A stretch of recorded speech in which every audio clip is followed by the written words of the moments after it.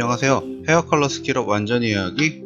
오늘은 저번 시간에 이어서 연모제 모든 것, 연모제 이론에 대해서 좀 알아볼 거고요. 13페이지부터 15페이지까지 오늘은 진도를 한번 나가볼게요. 이 내용이 어떻게 보면 기본적인 내용이에요. 그러니까 염색약의 원리에 대해서 설명을 하는 건데, 물론 이 염색을 엄청 잘하고 공부를 많이 하실 전문가분들도 많이 있지만, 또 이제 초급자분들, 이제 막 미용을 시작하시는 분들, 또는 염색약이 좀 궁금했던 분들, 또는 알고는 있지만 한 번 더 되새겨보고 싶은 그런 분들이 한번 보시면 좋을 것 같고요. 13페이지부터 먼저 시작을 해볼게요. 보시면 연모제 침투 원리라는 내용이 있어요. 파트 3, 파트 3 연모제 침투 원리인데, 연모제를 도포한 후부터 시술이 끝날 때까지의 과정을 설명하겠다.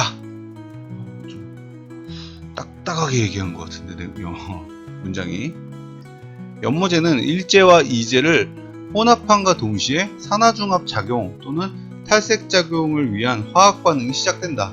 조제 후 최대한 빠른 시간 안에 모발에 도포해 주어야 알맞은 결과물을 얻을 수 있다 라고 되어 있는데, 이제 일단은 약을 혼합하고 모발에 도포를 하게 되면 이미 이제 화학작용이 시작된다, 그런 얘기고요. 여기 보시면 그러니까 산화성 연모제 침투 원리라고 되어 있어요. 산화성, 그러니까 알카리 연모제 있죠. 우리가 사용하는 알카리 연모제인데, 이런 침투 원리를 한번 설명을 해볼게요. 첫 번째, 일제 암모니아가 모발 큐티클을 팽윤화시킨다. 그러니까 암모니아 성분, NH3, 이 암모니아 성분이 모발에 닿게 되면 팽윤을 해버려요. 근데 요즘에는 이런 내용 있죠. 염색하기 전에 샴푸를 가볍게 한다던가 수분을 보충해 주어서 미리 팽윤을 시키면 암모니아 성분을 굳이 많이 이용할 필요가 없기 때문에 오래 걸리는 것을 단축시킬 수 있고, 열 처리를 통해서 이 큐티클을 과하게 하는 작업을 좀 덜 할 수 있기 때문에 미리 샴푸를 먼저 하고 하는 경우가 많아요. 물론 샴푸를 하면 안 된다라고 얘기를 우리 고객님께도 하지만은, 그것은 어디까지나 집에서 두피를 너무 심하게 또는 너무 시원하게 감고 와서 샵에서 염색을 할 때 그 따가움 때문에 샴푸를 하지 말라는 거지, 염색 전에 샴푸를 하는 거는 어떻게 보면 지극하게 정상이라고 생각을 하셔도 됩니다. 자, 2번. 이제 과산화수소 성분이 멜라닌 색소를 분해하면서 산소가 발생한다. 이제 멜라닌 색소를 분해하는 거, 이제 성분이 하는 것도 있지만은 일제와 혼합이 되면서 과황산 나트륨, 이 성분들이 같이 화학 반응이 일어나면서 멜라닌을 같이 표백을 시키는 겁니다. 꼭 이제 과산화수소만이 하는 것이 아니에요. 이때 암모니아는 과산화수소와 반응하여 나오네요. 이때 암모니아는 과산화수소와 반응을 하여 활성산소를 발생시켜 멜라닌 색소를 표백하며 색상 표현을 위한 명도, 그러니까 바탕색을 만들어낸다. 밝게 만들어놔야 어떤 색을 해도 눈에 보인다는 거죠. 이 작업이 한 5분에서 10분 정도는 이 냄새가 톡 쏘는 냄새가 굉장히 강하죠. 이때 표피가 열리면서 멜라닌 색소가 표백이 되고 있는 상태입니다. 3번. 연모제의 염료는 발생한 산소와 산화중합 반응을 일으켜 염색 분자가 만들어진다. 그러니까 산화중합이라고 되어 있죠. 이거 이제 거의 아시는 분은 아시겠지만, 모르는 분들 위해서 비교 설명을 해볼게요. 사과 깎아놓고 놔두면은 어떻게 돼요? 갈색으로 바뀌죠. 녹슨 것처럼. 이게 공기에 산화가 돼서, 그래서 철 성분이 나온답니다. 그래서 이게 색이 바뀌는 거고요. 산화, 공기하고 마주쳐서 일어나는 그런 화학 작용을 이제 산화 중합 반응이라고 생각을 하면 됩니다. 그래서 우리 눈에 띄는 염료가 나오기 위해서는 산화 중합 작용이 필요하다는 거죠. 그 중합 작용이 일어나기 위해서는 산화제가 필수이고요. 그래서 산화성 연모제는 우리가 말하는 암모니아 염색약을 생각을 하시면 돼요. 4번.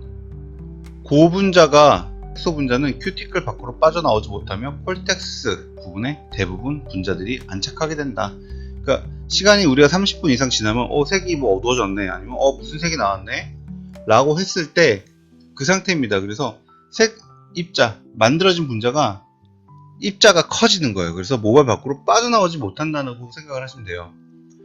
그런데 콜텍스 부분의 대부분 분자들, 그러니까 모발 속에 대부분이 안착을 한다고 생각을 하잖아요. 그런데 실제로는 이 표피에도 염료가 안착을 합니다. 이 표피에도 미처 모발 속으로 들어가지 못한 표피들은 밖에서 염료들이 이렇게 흡착을 해요. 그래서 샴푸를 하면 물이 좀 짙게, 좀 탁하게 빠지죠. 바로 이 염료들이 빠지는 거예요. 모발 안쪽에 있는 염료보다 모발 밖에 붙어 있는 염료들이 빠지는 겁니다. 그래서 염색약을 많이 바르는 습관을 가진 디자이너들 보면 색이 굉장히 선명하고 진하게 잘 나와요. 그 이유는 염료를 그만큼 많이 만들었는데 표피 속으로 들어가는 것보다는 들어갈 수 없기 때문에 모발 표피 바깥에 흡착을 하는 거예요. 그래서 이 염료가 흡착을 하지만 이 염료는 샴푸로 인해서 또는 드라이기나 고데기로 인해서 색이 빨리 빠져요. 그래서 물이 순식간에, 이 예쁜 색들이 순식간에 빠져버리면 고객님들께 전화 오죠. 색 다 빠졌다고. 그래서 어떤 색이든 약을 많이 바르는 거는 개인의 자유지만 색이 너무 선명하게 나올 수도 있고 너무 짙게 나올 수도 있는 거죠. 그래서 뭐든지 적당한 게 좋죠. 너무 많은 양을 바르면 그만큼 물이 빠지기 때문에 고객 입장에서도 실망감이 듭니다. 그냥 말씀드려봤고요. 5번 염색 후 일주일간 불안정 기간. 아까 말씀드린 물이 이제 빠지지 않지만은 요 표피 겉에 있는 염료들은 빠져나온다고 했죠. 근데 불안정 기간이라 할 수 있으며 콜텍스에 자리 잡지 못한 크기가 작은 분자들은 모발 밖으로 유출될 수 있으며 물리적, 화학적 작용. 그러니까 물리적이라는 건 자외선과 열, 드라이기, 고데기고요. 화학적, 그러니까 샴푸, 그리고 화학약품으로 인해서 퇴색이 심할 수 있습니다. 염색을 하고 펌을 하시게 되면 색이 쑥 빠지는 거죠. 그래서 주말에 그래서 펌하고 염색을 어쩔 수 없이 같이 한다 그러면 펌을 먼저 하는 경우도 많죠. 물론 따로 하는 게 좋습니다. 그래서 일주일 동안은 불안정 기간이니까 이제 물이 빠질 수밖에 없고요. 머리를 안 감으면 물이 안 빠지겠지? 결국 다 빠집니다. 그렇기 때문에 그냥 두피를 위해서 감아주는 게 좋습니다. 자, 다음은 14페이지고요. 자, 이제 여기 이 문제 조금 이제 생소한 문제일 수도 있고요. 단어가 낯설 수도 있고요. 알고 있지만. 보시면 직접 염료라고 돼 있어요. 직접 염료는 뭐냐면 이제 다이렉트 연모제라 그래서 이제 뭐 왁싱 있죠. 매니큐어도 직접 염료라고는 하는데 지금 설명하는 거는 HC 염료라 그래서 HC 염료가 뭐냐면은 헤어 컬러런스라 그래요. 컬러런스라 그래서 이제 모발 표피에 흡착도 하고 모발 속에도 들어가는 염료를 모발 속에도 들어간다고 생각을 하시면 돼요. 그런데 이 염료가 산화제하고 혼합을 하지 않아도 그 효과를 볼 수가 있습니다. 그런데 요즘에는 산화제하고 혼합해서 사용할 수 있는 그런 용도의 이 염기성 염료가 나오는데요. 그 브랜드는 이따 잠시 뒤에 설명을 하고요. 일단 내용 먼저 읽어볼게요.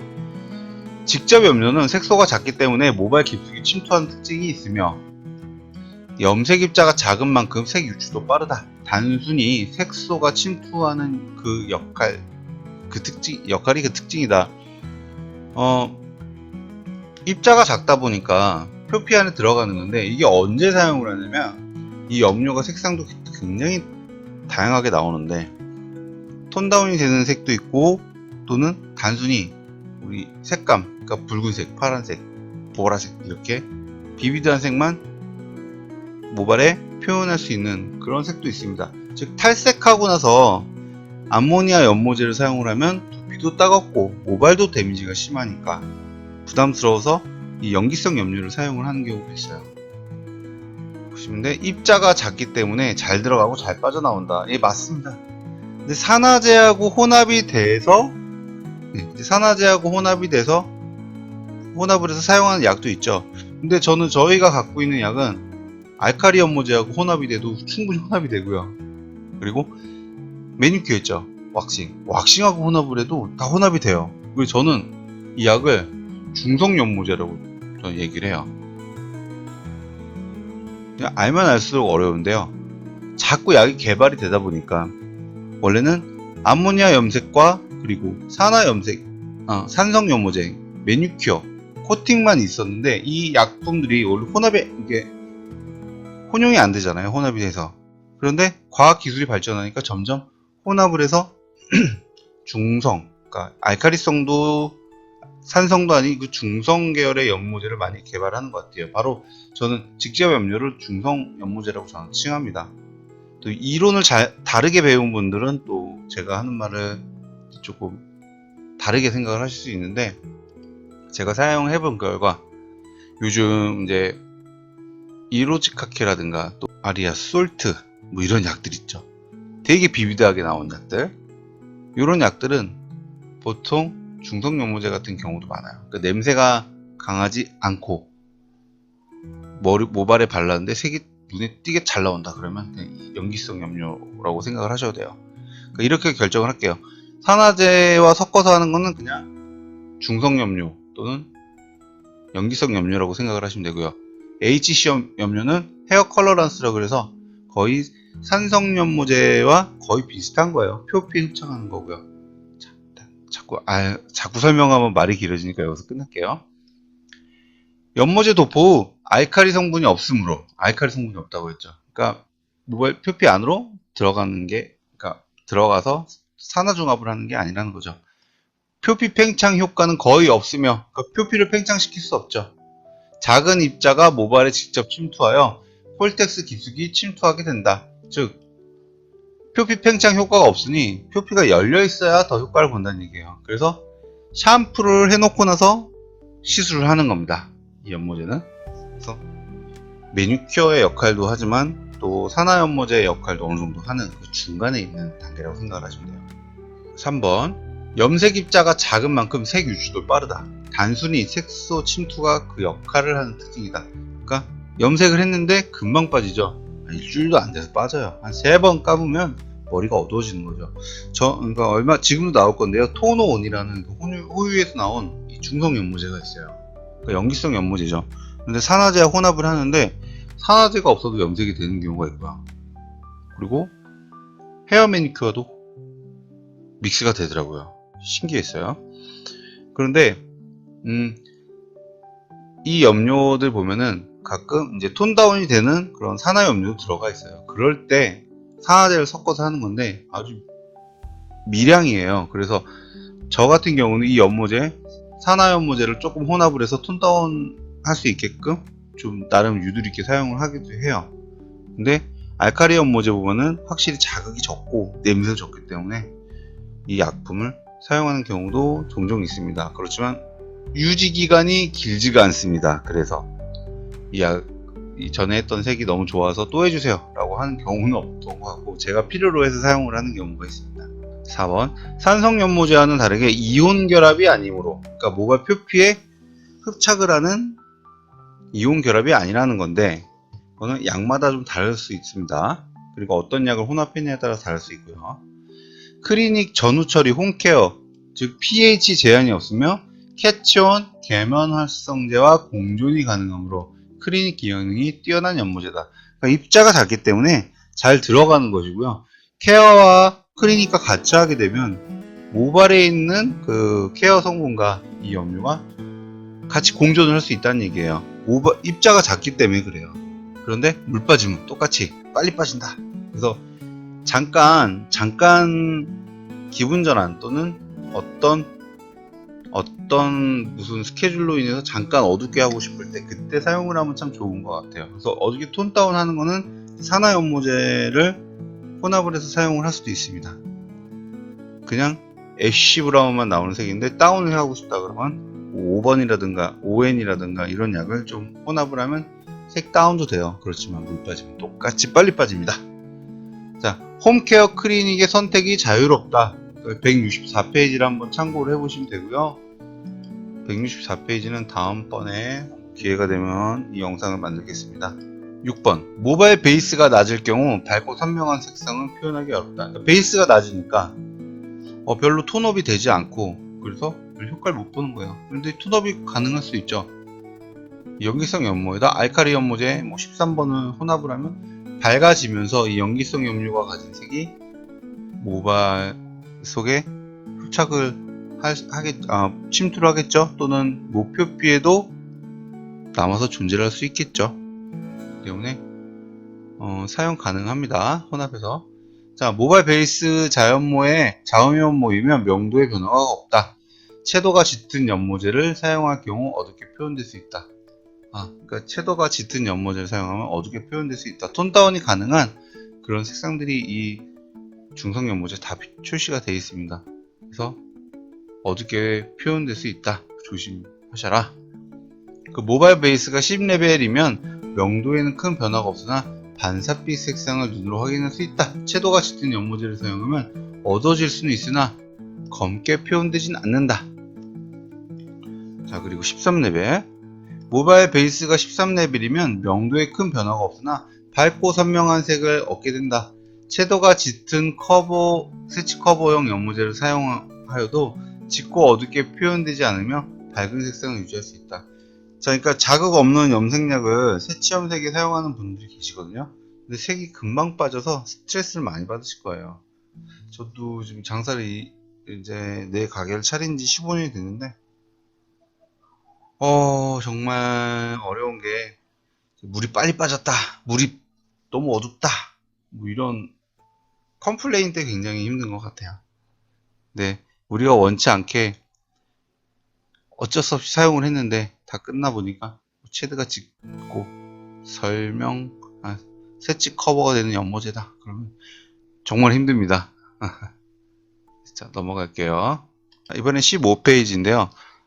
산성 연모제의 흡착 원리예요. 그러니까 산성 연모제, 그러니까 매니큐어, 왁싱의 원리를 한번 알아볼게요. 산성 연모 흡착 원리. 모발의 플러스 이온과 산성 연모제의 마이너스 이온이 서로 변합하는 원리이다. 산성 연모제는 수분에 녹으면 마이너스에 대전하는 성질이 있으므로 모발의 수분이 20-30% 남아있는 상태가 산성 연모 시술에 적합합니다. 보통 매니큐어 하기 전에 샴푸하고 하잖아요. 그 이유는 여기 나와 있는 거예요. 플러스 마이너스 이온 결합을 시키려면 수분이 있어야 되고 수분이 있어야만 플러스 이온이 모발에 생기게 되는 거죠. 그러면서 마이너스 이온으로 대전하는 이 산성 연모제와 이온 결합을 하는 겁니다. 플러스 마이너스 결합을 하는 건데 원리만 그런 게 아니라 실제로 이게 눈에 보일 정도로 그 원리가 맞는 것 같고요. 자, 일단은 수분이 필요하다. 수분에 녹으면 마이너스로 대전하는 성질이 있으므로 모발에 수분이 20-30% 남아있는 상태. 20-30%라는 것은 우리가 이제 모발에서 물이 뚝뚝 떨어지지 않은 상태에서 약간 눅눅한 상태를 2에서 30%라고 생각을 하시면 됩니다. 모발은 산성 연모제에 도포하면 플러스에 대전하게 된다. 그러니까 산성 연모제에 이제 닿게 되면 모발은 플러스로 대전을 하는 거죠. 그러니까 산성 연모제와 붙을 준비를 하는 거예요. 이 상태에서 마이너스에 대전한 산성 연모제와 플러스에 대전한 모발이 이온 결합을 하게 되면 모표피에 흡착이 가능하게 된다. 그러니까 왁싱은 모발에 흡착을 해주는 거 원리잖아요. 자, 이미지를 보시면 플러스 마이너스 있죠. 바르면 표피가 열리면서 이 플러스에 대전한 이 모발에 마이너스로 대전한 이 산성 연모제가 서로 만나서 플러스 마이너스 음과 양이 만나는 거죠. 그래서 모발에 붙었다가 화학약품 아닌 이상은 웬만하면 이 둘 이온 결합은 잘 안 떨어질 거예요. 다시 보시면 플러스와 마이너스가 대전하기 때문에 서로 붙어서 付着되어 있다가, 근데 제대로 이온 결합이 되지 않는 이런 염료는 샴푸하면서 거의 다 빠져나가요. 그런데 웃긴 건 이 표피 건강에 따라서 이 이온 결합되어 있는 이 산성연모도 빠지는 경우가 많아요. 그래서 처음에는 완전 진한 핑크색이었는데 시간이 엄청 흐르고 나서 퍼플 바이올렛, 퍼플 핑크로 바뀌는 그런 경우도 있어요. 그거는 염료가 빠져나가면서 색이 옅어지는 거예요. 근데 요즘 트렌드상 비비드한 색은 거의 안 하죠. 이 원리를 알면 산성연모제도 사용을 하는 것을 이제 잘 컨트롤하지 않을까 합니다. 모발 속 콜텍스에서 콜텍스까지 침투하지 못하지만 침투제를 사용하면 콜텍스 외측까지 침투가 가능하다. 그러니까 콜텍스 외측, 그러니까 표피와 콜텍스 사이에 또 공간이 있을 거예요. 자, 이렇게 해서 오늘 내용도 마무리를 하겠고요. 13, 14, 15 3페이지를 연속으로 했는데요. 기본적인 내용이라 대부분은 잘 아실 거지만 그래도 한 번쯤 되새겨보는 시간이 됐으면 하겠고요. 또 몰랐던 분들에게는 또 새로운 신세계를 경험해드리는 역할을 하고 싶습니다. 그래서 다음번에는 16페이지부터 시작을 한번 해보겠습니다. 좋은 밤 되세요. 너무 피곤합니다. 저는 빨리 집에 들어가겠습니다.